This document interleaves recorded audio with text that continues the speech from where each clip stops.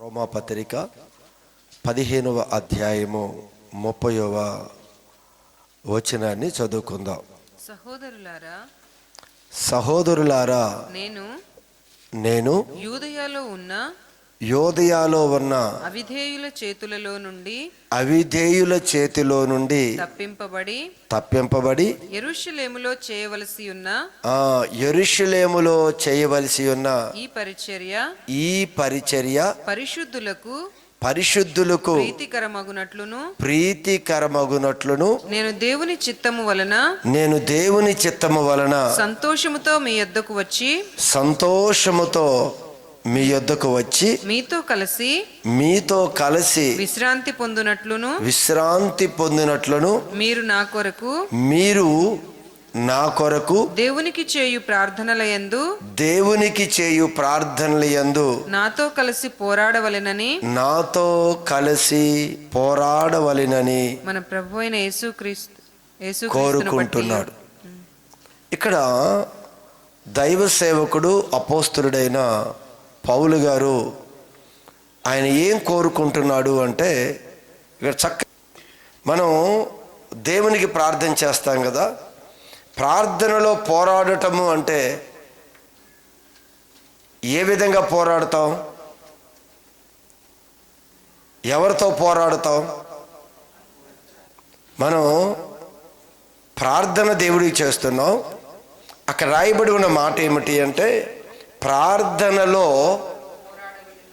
నాతో కూడా కలిసి పోరాడాలి. నేను ప్రార్థనలో పోరాడుతున్నాను, మీరు కూడా నాతో కలిసి పోరాడండి. ఏంటి పోరాటము అంటే, ఇదిగో అవిధేయుల చేతుల్లోనికి మనం చిక్కిపోకూడదు. రెండవది, పరిశుద్ధులకి ప్రీతికరంగా ఉండే విధంగా పరిచర్య కొనసాగాలి. ఈరోజు మనందరి జీవితాల్లో ఈ విషయాన్ని మనం గమనించినట్లయితే, మనందరం కూడా అపవాది చేతిలోనికి వెళ్ళిపోకూడదు. ఇక్కడ అనే మాట ఏమిటి అంటే, అవిధేయులు అంటే దేవునికి లోబడిన వారు, దేవునికి అవిధేయులుగా ఉన్నవారు. ఈరోజు మనల్ని కూడా అవిధేయతలోనికి తీసుకుని వెళ్ళటానికి ఎన్నో ప్రయత్నాలు జరుగుతూనే ఉన్నాయి. మరొకటి, దేవుడు ఏ పరిచర్య అయితే మనకు అప్పగించాడో, ఆ స్వార్థ పరిచర్య అయినా, సంఘ పరిచర్య అయినా, ఏ పరిచర్య అయితే దేవుడు మనకు అప్పగించాడో ఆ పరిచర్యను జరగకుండా, అది పరిశుద్ధులకు ప్రీతికరంగా లేకుండా చేయటానికి అపవాది నిత్యము మన మీద దాడి చేస్తూనే ఉన్నాడు. కనుక ఈరోజు దైవ సేవకుడు అపోస్తలుడైన పౌలు గారు చెప్తున్న మాట, ఈరోజు మన జీవితంలో కూడా మనం కూడా మనకు అప్పగించిన పరిచర్యని సంపూర్తి చేస్తూ, మనకి ఏ విధంగా పరిశుద్ధులు ఎడల మనం ఎలా ఉండాలంట, మన భక్తి ప్రీతికరంగా ఇష్టంగా ఉండాలి, దేవుడికి ఇష్టంగా ఉండాలి, తోటి సహోదరులకు కూడా మన ప్రీతికరంగా ఉండాలి. మన భక్తి ఉండాలి అంటే ఈరోజు మనం ప్రార్థనలో పోరాడాలి. మనందరికీ ఉంది, చాలా దేవుడికి ఇష్టంగా మన పరిచర్య చేయాలి అని, విశ్వాసులందరికీ ఇష్టంగా మన ఆత్మీయ జీవితాన్ని కొనసాగించాలి అని, దేవుడు అప్పగించిన ప్రతి పనిని సంపూర్తి చేయాలి అని, అలానే అవిధేయుల చేతిలో మనం పడిపోకుండా మన దేవుళ్ళో ఖచ్చితంగా నడవాలి అనే ఆశ ఉంది. ఇదంతా సంపూర్తిగా నెరవేరాలి అంటే మనం కూడా ప్రార్థనలో పోరాడాలి. ఏంటి పోరాటం? మనకు ఒక పోరాటం తెలుసు. దేవుని సన్నిధికి వెళ్ళి మనం ప్రార్థన చేస్తాం. ఏమని ప్రార్థనలో దేవుడితో పోరాడతాము అంటే, అయ్యా నాకు అది ఇస్తానన్నావు, ఎందుకు ఇవ్వలేదు? అది చేస్తానన్నావు, ఎందుకు నా జీవితంలో నువ్వు చేయలేదు? మన పోరాటం ఇది. ఇక్కడ ఆ పోరాటం కాదు ఇక్కడ మాట్లాడేది. మనకి తెలిసిన పోరాటం ఏంటి అంటే, దేవుని సన్నిధిలోనికి వచ్చి, ఇన్ని నెలలు ఇన్ని సంవత్సరాలు అయింది కదా ప్రభువా నిన్ను నమ్ముకొని, మరి మా జీవితంలో ఏ అప్పులు తీరలేదు, కరువు తీరలేదు, నాకు సంపూర్ణమైన స్వస్థత రాలేదు, సంపూర్ణమైన ఆశీర్వాదం కూడా లేదు అని దేవుడి మీద మనం పోరాడుతూ ఉంటాం.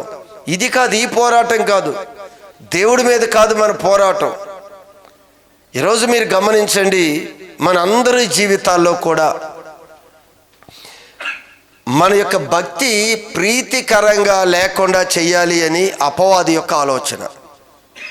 అపవాది దేవుడికి ప్రీతికరంగా ఉన్నాడా? ప్రీతికరంగా లేడా? ప్రీతికరంగా లేడు కనుకే ఆ పరలోకములో నుండి త్రోసివేయబడ్డాడు. దేవుడికి ప్రీతికరంగా లేడు.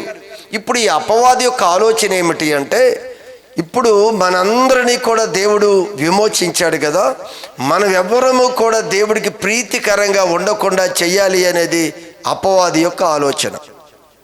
మనలో విశ్వాసానికి బదులుగా అవిధేయత మనలో రావాలి అని, పరిశుద్ధతకి బదులుగా అపరిశుద్ధత మన జీవితంలోకి రావాలి అని అపవాది యొక్క తంత్రాలు ఇవి. అందుకే ఈరోజు దేవుడి వాక్యాన్ని మనం ఆలకిస్తున్న మనం కూడా ప్రార్థనలో పోరాడాలి. పోరాడకపోతే మనకి జీవ కిరీటము దొరకదు. పోరాడకపోతే దేవుడికి ప్రీతికరంగా మనం ఉండవు. చూడండి, ఈరోజు దేవుడు అప్పగించిన పరిచర్య చేయటానికి లోకంలో నుంచి వచ్చే అనేకమైన వ్యతిరేకతలు ఉన్నాయి. ఇప్పుడు మనం చూస్తే మీడియా ఎప్పుడూ కూడా గందరగోళమైన పరిస్థితి. ఇదంతా కూడా సమస్తము ఈ క్రైస్తత్వం మీద ఉన్న బలమైన దాడి ఈరోజు మనందరం చూస్తూనే ఉన్నాం. అందుకు ఇక్కడ భక్తుడు అంటాడు, మనందరము పోరాడాలి. దేనిలో పోరాడాలి? కత్తులు తీసుకొని పోరాటం గురించి చెప్పలేదు. మన నోటిని ఆయుధంగా చేసి పోరాడటం గురించి చెప్పలేదు. ఆయన చెప్పే పోరాటం ఏమిటి అంటే ప్రార్థన ద్వారా మీరు పోరాడండి. ఈరోజు మనిషి తన చేతులతోనో నోటితోనో తన జ్ఞానంతోనో తెలివితోనో ఈరోజు పోరాటాన్ని మనం సాగిస్తున్నాం. ఈ పోరాటము మనకి విజయాన్ని కలగచేయదు. మన పోరాటం ఒకటే, మన ఎదుటున్నవారు శక్తిమంతులైనా, మన యొక్క ఎదుటున్నవారు బలహీనులైనా సరే, వాళ్ళ దగ్గర మనం వాడవలసిన ఆయుధము ప్రార్థనలో పోరాటము. మనం నిత్యము చేసే పోరాటము తప్పు.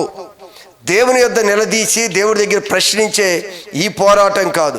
మనం చేయవలసిన పోరాటము ఇదిగో మీరు గమనించండి. ఎవరైతే ఈరోజు దేవునికి ప్రీతికరంగా లేకుండా, దేవుడు మనకు అప్పగించిన పరిచర్యని సంపూర్తి చేయకుండా ఎవరైతే ఆటంకపడుతున్నారో వారి మీద మన పోరాటం. అది దేవుడి పక్షాన మన వాడి మీద పోరాడాలి. దేవుడు మన పక్షాన ఉంటూ ఉండగా, దేవుడి హస్తం మనతో ఉండగా, మనం దేవుడి సన్నిధిలో నుండి అపవాది మీద మన పోరాటం కొనసాగించాలి. ఇది పోరాటం. అందుకే అంటున్నాడు అక్కడ, ప్రార్థనలో నాతో కలిసి పోరాడండి. ఈరోజు కూడా దైవ సేవకుడు చెప్తున్నాడు. దైవ సేవకుడు రోమాలో ఉన్న సంఘానికి చెప్తూ ఉన్నాడు. రోమాలో ఉన్న విశ్వాస యొక్క గుంపుకి చెప్తున్నాడు, మీరు నాతో కలిసి పోరాడండి. ఈరోజు మన పరిచర్య ముందుకు కొనసాగాలి అంటే, దేవుడు అప్పగించిన బాధ్యతను సంపూర్తి చేయాలి అంటే, మీరందరూ కూడా నాతో కలిసి పోరాడండి, నాతో చేయగలపండి. ఈరోజు అవిధేయులు అనేక మంది మనల్ని విశ్వాసంలో ముందుకు కొనసాగనివ్వకుండా అవిధేయతలోకి తీసుకుని వెళ్ళటానికి రకరకాల పరిస్థితులు వస్తున్నాయి. సంఘం కూడా ఐక్యత కలిగి, సంఘం ఏక మనస్సుతో మనం ప్రార్థన చేయాలి. అదే ఒక పోరాటము అని చెప్తున్నాడు. ఈ పోరాటం ఎవరితో? ఈరోజు మనుషులతో పోరాడినంత మాత్రాన మనకి జయం దొరకదు. ఆ మనుషులు వెనక మనుషులు ప్రేరేపిస్తున్న అపవాదితో మనం పోరాడాలి. మన మనస్సును పాడు చేసి మనని పరిశుద్ధతలో ఉండనివ్వకుండా, మన యొక్క ప్రవర్తన దేవునికి ప్రీతికరంగా లేకుండా మన ప్రవర్తన అంతా పాడు చేసి దేవుడికి నచ్చని విధంగా చేయటానికి అపవాది తంత్రాలు. ఆదాము దేవుడికి చాలా ప్రీతికరంగానే ఉన్నాడు.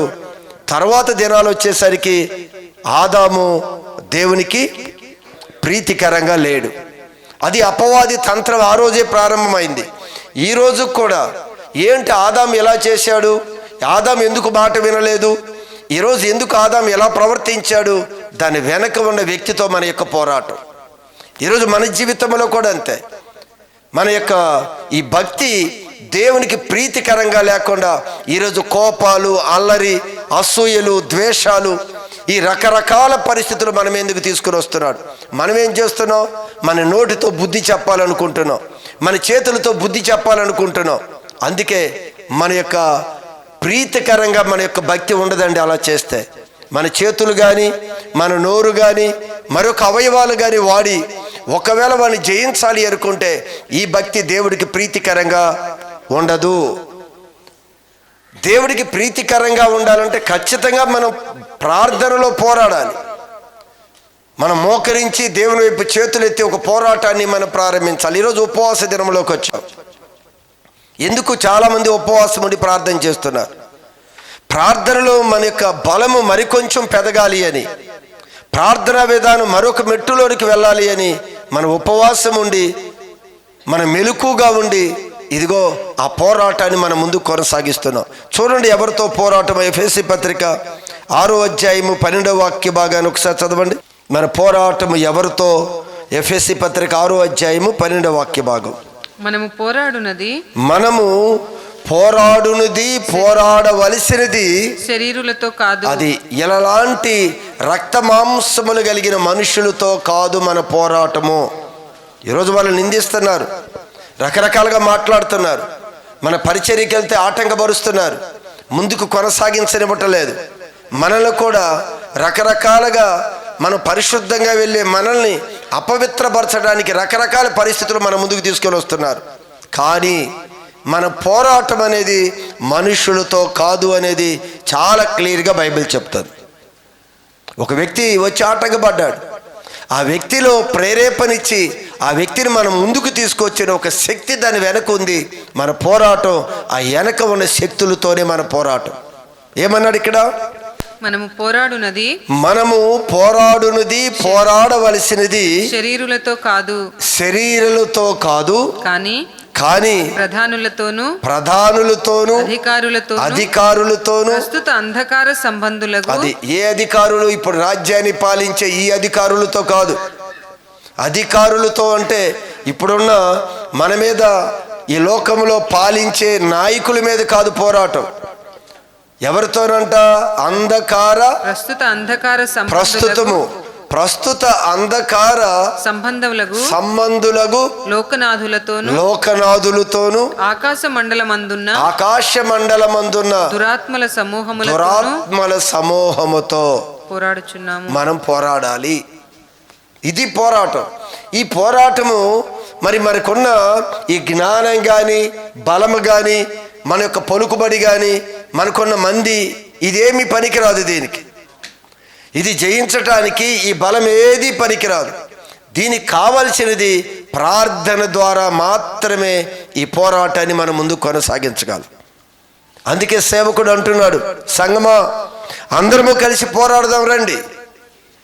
ఈరోజు దేవునికి ప్రీతికరంగా లేకుండా మన భక్తిని పాడు చేయటానికి అపవాది ఆల్రెడీ మన మధ్యలోనికి దిగి వచ్చాడు. దేవుడు అప్పగించిన ఈ ఉన్నతమైన పరిచర్య జరగకుండా అడ్డగించడానికి ఆల్రెడీ అపవాది దిగి వచ్చాడు. ఆయన మనందరినీ కూడా ఆ నీతి మార్గంలో నడవనివ్వకుండా అవిధేయతలోనికి తీసుకుని వెళ్ళటానికి ఆల్రెడీ సాతాను యొక్క కార్యాలు ప్రారంభమయ్యాయి. కనుక అంటున్నాడు, మనందరము కలిసి ప్రార్థన ద్వారా వాడితో పోరాడాలి. ప్రార్థన ద్వారా పోరాడాలి. పోరాడే వ్యక్తి ఎలా పోరాడాలో తెలుసా? ఇదొక్క విషయం జాగ్రత్తగా గమనించాలి. పోరాడాలి. పోరాడే వ్యక్తి అంటే యుద్ధంలోకి వెళ్ళే వ్యక్తి, ఒక పందెంలో నిలబడే వ్యక్తి ఎలా ఉండాలి అనేది మనం ఆలోచన చేస్తే ఒక్కసారి చూడండి. తిమోతికి రాసిన 2వ పత్రిక 2వ అధ్యాయము. తిమోతికి రాసిన 2వ పత్రిక, అదే అపోస్తులుడైన పౌలు గారు 2వ పత్రిక 2వ అధ్యాయము 5వ వాక్య భాగం. జట్టి అయినవాడు పోరాడునప్పుడు జట్టి అయినవాడు అంటే పందెంలో పాల్గొనేవాడు, పందెంలో నిలబడినవాడు. ఈరోజు ప్రార్థనలో పోరాటాన్ని ఎవరైతే పోరాడాలి అని ఎవరైతే నిలబడ్డాడో వారి గురించి చెప్తున్నాడు. ఈరోజు దేవుడి వాక్యం వింటున్నాం కదా, అందరము కలిసి ప్రార్థనలో పోరాడాలి అని, పోరాడేది శరీరాలతో కాదు అని చెప్పాడు కదా, దురాత్మలతో అని చెప్పాడు కదా.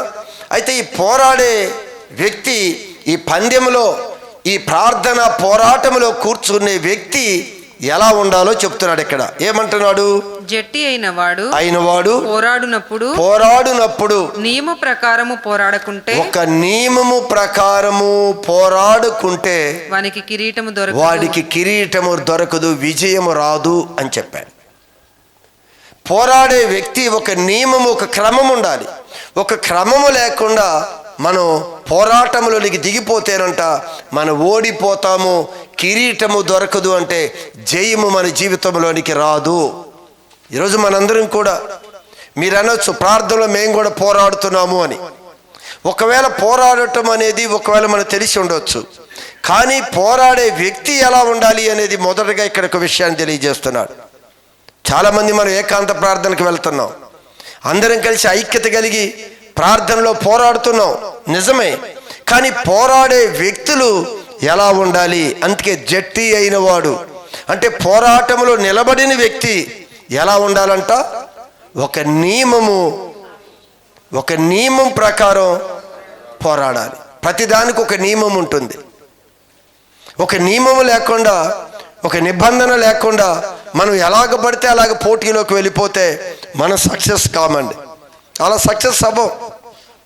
ఈరోజు ఒక రన్నింగ్ పోటీలోకి వెళ్ళాలన్నా, మరొక ఈవెంట్స్ దేనిలోకి వెళ్ళాలన్నా సరే ఒక నియమం ఉంది. ఒక క్రికెట్ అయినా ఒక దానిలో మనం మరొక వ్యక్తిని జయించాలి అంటే మనకు పాటించవలసిన ఒక నిబంధనలు ఉన్నాయి. అందుకే ఇక్కడ అంటున్నాడు ఆయన, పోరాడినప్పుడు నియమ ప్రకారము పోరాడకుండా మీరు ఇష్టానుసారంగా కానీ ఒకవేళ పోరాడితే వాడికి కిరీటము దొరకదు, అంటే విజయము ఆ వ్యక్తికి రాదు. నువ్వు ఎన్ని నెలల నుంచి, ఎన్ని సంవత్సరాల నుంచి నువ్వు ప్రార్థన చేస్తున్నావో తెలియదు, ఎన్ని సంవత్సరాలు ఉపవాసం ఉండి ఒకవేళ మనం పోరాడుతున్నామేమో, ఒకరు ఇద్దరము నలుగురు కలిసి పోరాడుతున్నామేమో, ఎంతమంది నుంచి గురించి పోరాడినా. అందుకే సంఘము ఐక్యత కలిగి ప్రార్థన చేస్తే గొప్ప విజయం వస్తుంది అని చదివాం. ఈ సంఘమంతా ఐక్యత కలిగి ప్రార్థన చేసేటప్పుడు ఒక నియమము లేకుండా సంఘం కానీ ప్రార్థనలో పాల్గొన్న ఏ ప్రయోజనము ఉండదు అనే విషయాన్ని తెలియజేస్తున్నాడు. ఒక నియమం ఉండాలి, ప్రతిదానికి ఒక నియమం ఉంటుంది కదా. ఈరోజు ప్రార్థన చేసేటప్పుడు కూడా ఒక నియమం లేకుండా మన యుద్ధానికి వెళ్ళిపోతే యుద్ధంలో జయం మనకి దొరకదు. అయితే ఏంటి నియమం, ఏంటి, ఏ నియమంలో మనం వెళ్ళాలి అనేది ఆలోచించేస్తే మరొక విషయాన్ని మీరు చూడండి. ద్వితీయోపదేశకాండము 23వ అధ్యాయం. ద్వితీయోపదేశకాండము 23వ అధ్యాయము 9వ వాక్య భాగము. నీ సేన శత్రువులతో యుద్ధమునకు బయలుదేరునప్పుడు, అది యుద్ధానికి వెళ్ళేటప్పుడు జాగ్రత్తగా గమనించండి.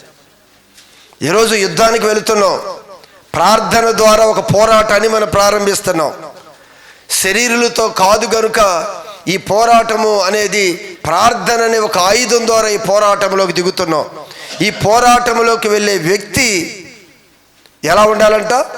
నీ సేన శత్రువులతో యుద్ధమునకు ఈ సేన శత్రువులతో యుద్ధమునకు బయలుదేరినప్పుడు ఏ దుష్కార్యమును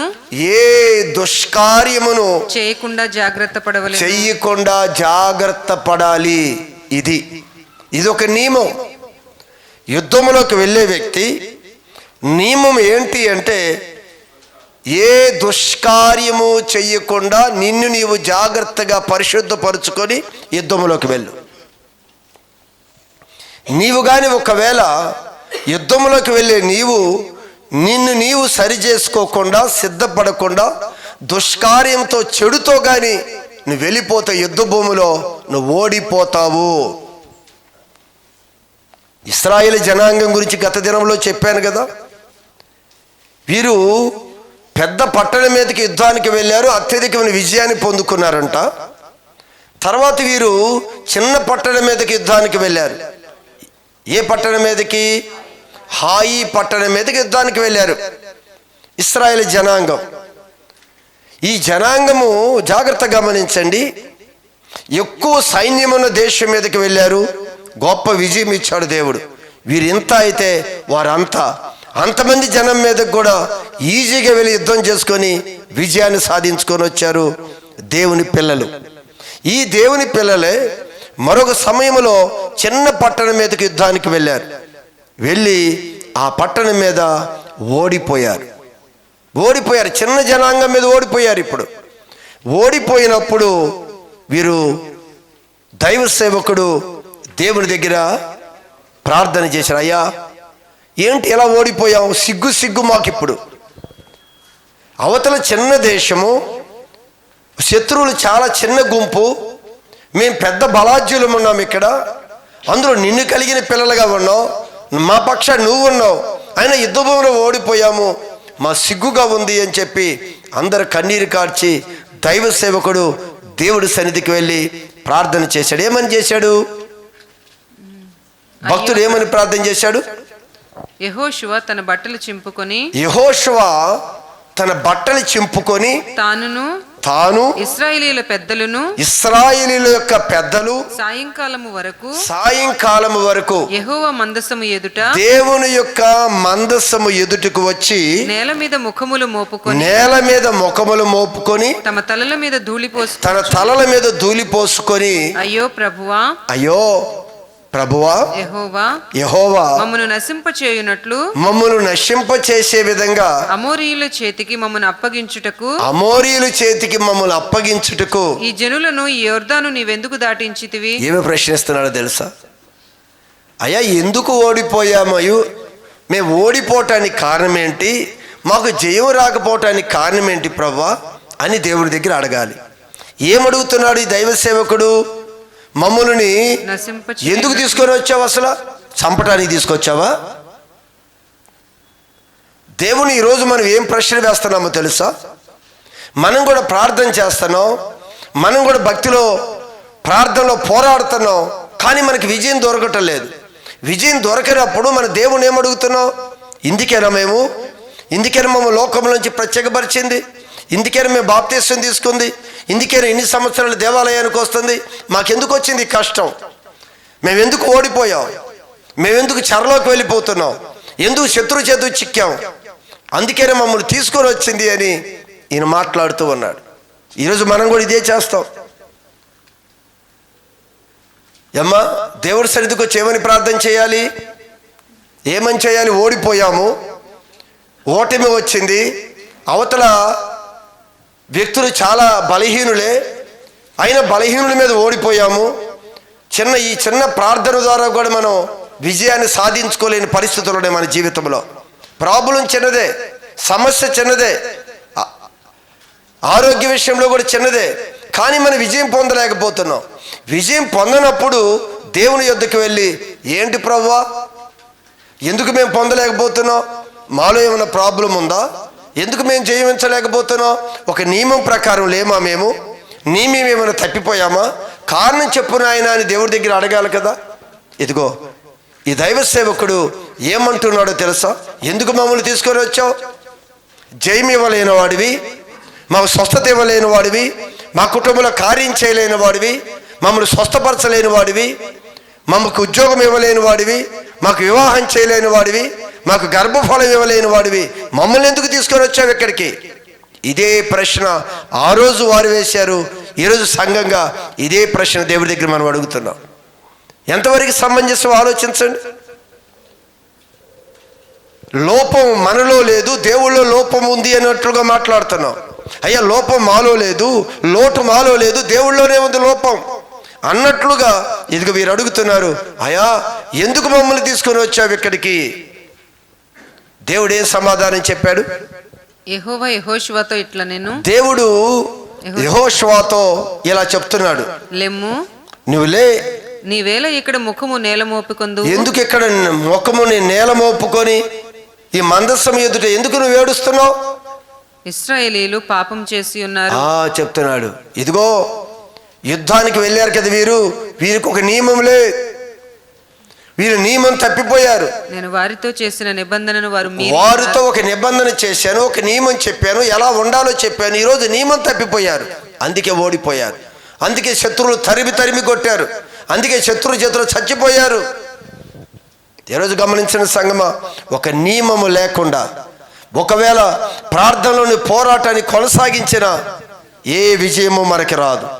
మనం అనుకోవచ్చు సంఘం ఏక మనస్సుతో ప్రార్థన చేస్తే అని. సంఘం ఏక మనస్సుతో ప్రార్థన చేసిన సంఘం ఒక నియమంలో లేకపోతే, సంఘం ఒక నియమంలో లేకుండా ఒకవేళ పోరాటాన్ని కొనసాగించినా కూడా మనకి విజయం రాదు. అందుకే జట్టి అయిన వాడు పోరాడినప్పుడు ఒక నియమం ప్రకారం పోరాడాలి.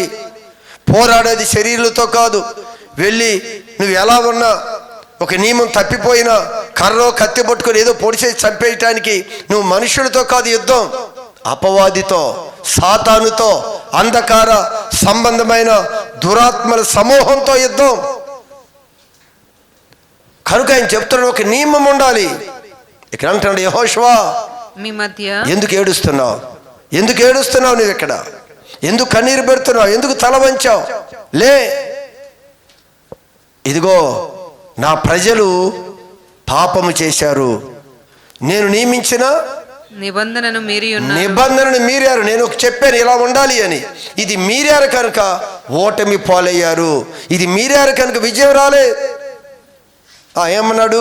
కాబట్టి ఇశ్రాయేలీయులు శాపగ్రస్తులై, కాబట్టి ఇశ్రాయేలీయుల ప్రజలు శాపగ్రస్తులై తమ శత్రువుల ఎదుట నిలవలేక వెనుకకు తిరిగిరి. కారణం ఇదయ్యా అని చెప్పాడు దేవుడు. మీ మధ్య శాపగ్రస్తమైనది ఒకటి కలదు. అది ఏదైతే ఉందో, ఏ అపవిత్రమైనది ఉందో, ఏ దేవుడికి నియమాన్ని నువ్వు దాటిపోయావో, మొదటిగా ఏ విషయంలో నువ్వు దాటిపోయావో అది నువ్వు సరి చేసుకుంటే మీరు దానిని మీ మధ్య ఉండకుండా నిర్మూలము పూర్తిగా మీరు తీసివేసి దాన్ని నిర్మూలము చేయు వరకు మీ శత్రువుల ఎదుట మీరు నిలవలేరు. మీరు శత్రువుల ఎదుట నిలవరు. ఎన్ని సంవత్సరాలు యుద్ధం చేసినా, ఎన్ని రకాలుగా మీరు శత్రువు మీద యుద్ధానికి వెళ్ళినా మీకు విజయము రాదు. మీకు విజయము రాదు. నీకు విజయం రావాలి అంటే ఖచ్చితంగా ఒక నియమం ప్రకారం పోరాడాలి. ఒక నియమ నిబంధనలు ఉన్నాయి. నేను ఒక నియమం పెట్టాను, మీరు ఎలా మాట్లాడాలి, ఎలా పొరుగు వారితో ఎలా ప్రేమించాలి, ఒక నియమం చెప్పాను కదా, ఒక పద్ధతి ఉంది కదా. ఈ పద్ధతిని మీరి నువ్వు అపవాదిని ఎలా జయిస్తావు? అపవాదిని జయించాలంటే ఖచ్చితంగా ఒక నియమంలో ఉండాలి. ఆయన అంటున్న మాట ఒకటే, ఎప్పటి వరకు ఈ నియమంలో నుంచి నీవు బయట ఉంటావో నీకు జయము రాదు. ఆ శాపగ్రస్తమైనది, దేవుడికి నచ్చనిది, ఆ పాపం ఏదైతే ఉందో అది మీ మధ్యలో నుంచి తీసివేసే వరకు మీ శత్రువుల ఎదుట మీరు ఎప్పుడూ నిలబడరు. ఎప్పుడు ఓటమే.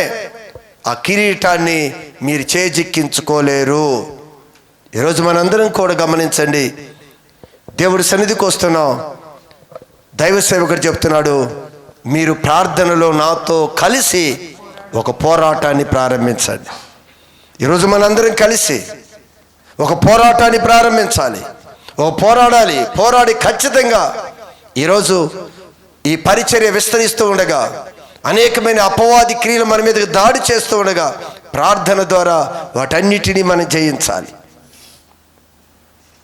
మన భక్తి దేవునికి ప్రీతికరంగా కాకుండా, తోటి విశ్వాసులకి, పరిశుద్ధులకి ప్రీతికరంగా లేకుండా మనందరినీ కూడా అది అపవిత్రపరచడానికి రకరకాలుగా ప్రయత్నం చేస్తుంది.